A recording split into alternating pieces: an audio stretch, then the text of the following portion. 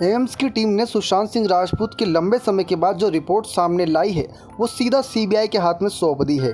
बता दें दोस्तों, इस प्रकार से सीबीआई के हाथ में रिपोर्ट सौंपे जाने के बाद और सिर्फ यही खुलासा करने के बाद कि सुशांत सिंह की जान अपने आप ही उन्होंने ली थी, तो ऐसे में कई लोग इस बात को स्वीकार करते नजर नहीं आ रहे हैं। एम्स के अपराध विज्ञान विभाग के प्रमुख डॉक्टर सुधीर गुप्ता ने पिछले हफ्ते कहा था कि मेडिकल बोर्ड ने राजपूत के निधन से यानी कि उनकी अपनी ही जान किसी और के द्वारा लेने से इनकार कर दिया और इसे फांसी लगाकर निधन लेने को करार दिया है।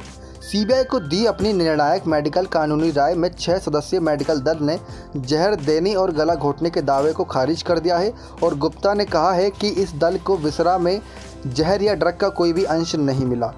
हालांकि सोमवार को एम्स ने अपने बयान में कहा कि नई दिल्ली के AIIMS forensic medicine and toxicological विभाग के प्रमुख डॉक्टर सुधीर गुप्ता ने एक मेडिकल बोर्ड बनाया था क्योंकि सीबीआई ने उनसे सुशांत सिंह राजपूत के निधन के मामले में विशेषज्ञों की राय के प्रदान करने के अनुरोध किया था। यानी कि वो जानना चाहते थे हर उस एक्सपर्ट से जो इसमें काफ़ी ज़्यादा एक्सपर्ट हैं काम में, कि आखिर उस विसरा में क्या कुछ पाया जा सकता है, क्या कुछ खोया जा सकता है, ताकि सुशांत सिंह के निधन की थ्योरी को आसानी से सोल्व किया जाए।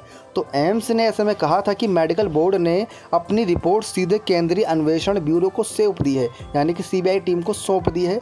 कानूनी विषय होने के कारण मेडिकल बोर्ड द्वारा सौंपी गई रिपोर्ट की कोई भी जानकारी सीबीआई से लेनी होगी। यानी कि उनका सीधा सीधा कहना है कि अगर आपको कुछ भी जानकारी एम्स की रिपोर्ट की चाहिए कि उसमें क्या लिखा है, क्या कुछ बातें कही गई हैं, स्पष्ट रूप से अगर जानना है तो सीबीआई के पास जाइए, क्योंकि उन्होंने अपना काम करके आगे दे दिया है और ये सब कानूनी मैटर है और कानूनी मैटर में सिर्फ सीबीआई से वो जानकारी ले सकते हैं, ना कि एम्स से।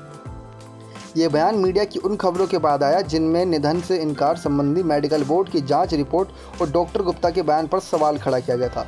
राजपूत के परिवार के वकील विकास सिंह ने रविवार को कहा है कि वह सीबीआई को सौंपी गई एम्स की मेडिकल कानूनी राय से बहुत ज़्यादा परेशान हैं और वे जांच एजेंसी के प्रमुख से इस मामले में नई फॉरेंसिक टीम बनाने का अनुरोध करेंगे।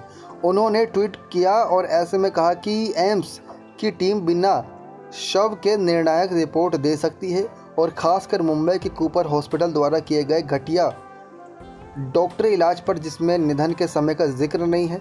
शनिवार के डॉक्टर गुप्ता ने कहा था कि यह फांसी लगाकर अपना जान लेने का मामला है। हमने सीबीआई को अपनी निर्णायक रिपोर्ट सौंप दी है। उन्होंने कहा है कि फांसी सिवा शरीर पर कोई जख्म नहीं है और संघर्ष का भी कोई निशान नहीं है। उन्होंने कहा है कि गले पर दबने का निशान फांसी से मेल खाता है। तो वहीं इस सब दावों के बाद एम्स ये दावा कर रही है कि सुशांत सिंह ने अपने आप ही जान ली थी। क्या आप इन दावों से खुश हैं कि सुशांत सिंह की थ्योरी जो उलझी हुई थी वो सुलझ गई है, कि सुशांत सिंह ने अपने आप ही जान ली थी लेकिन उसके पीछे किसी और का हाथ नहीं था? अगर हाथ होगा तो ड्रग्स मंडली का होगा, बॉलीवुड में नेपोटिज्म फैलाने वालों का हो सकता है, जो डिप्रेशन के पीछे की वजह रही होगी।